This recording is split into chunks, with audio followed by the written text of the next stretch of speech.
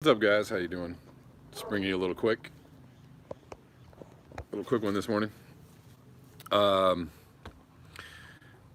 Wanted to cover this news. It's actually from 2 days ago. My dog is not going to let me do this. Record 45 million need urgent food aid in southern Africa. Low growth, rising population, drought, and floods have combined to worsen food insecurity in the region. A record 45 million people in southern Africa, mostly women and children, face severe food insecurity caused by drought, flooding, and economic disarray, the UN's World Food Program said on Thursday. Hey, Sean. This hunger crisis is on a scale we've not seen before, and evidence shows it's going to get worse. Food insecurity, defined by the U.S. Department of Agriculture, is the lack of consistent access to enough food for an active and healthy life. What's up, Wade? With temperatures rising at twice the global average, most of its food produced by subsistence farmers entirely dependent on increasingly unreliable rains, southern Africa has had just one normal growing season in the last 5 years. That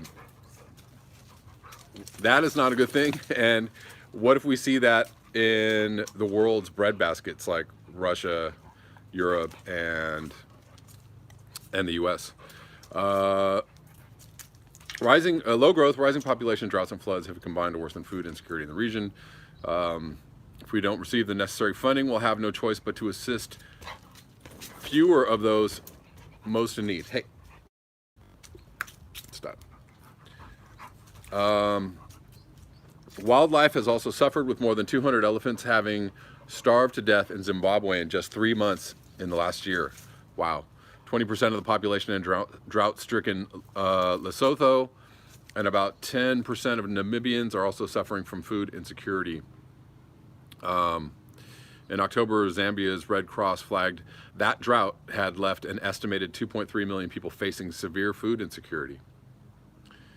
Zambia was long known as the region's breadbasket, but reoccurring drought has cut water reserves at the hydroelectric dam of Kariba, the main source of energy. Yeah.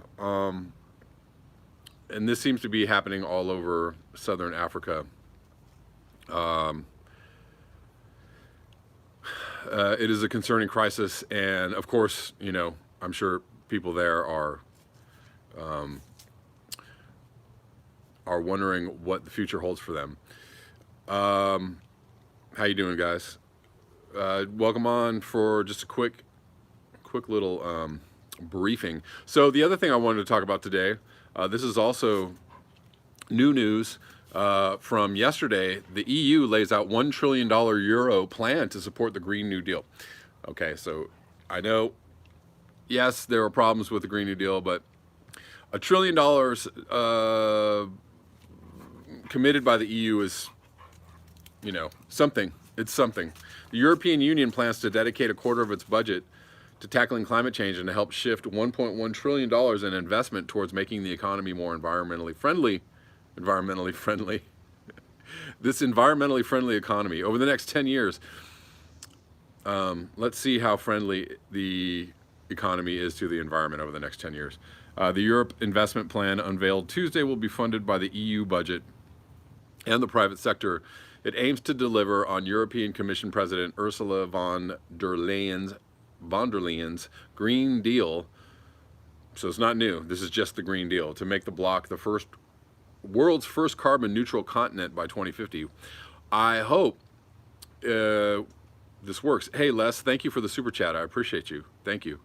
2050 obviously is way too late to be carbon neutral.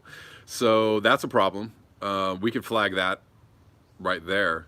$1.1 trillion is great. Is this money that's just going to be used in lining people's pockets, in creating this new economy, or new markets for people to exploit?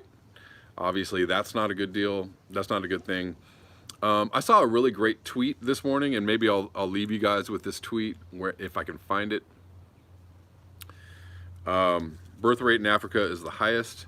Africa, India, Indonesia, there are mega cities that have really huge populations, and many of those cities have incredibly high birth rates. Let's see. Hey, Locken, how you doing? Just jumping on for a quick one. Okay, I'm going to read this tweet, which is pretty great. Came up on my Twitter timeline. This is from Martin Gugino. It does not matter at all how much green goes up. All that matters is how much fossil fuel goes down.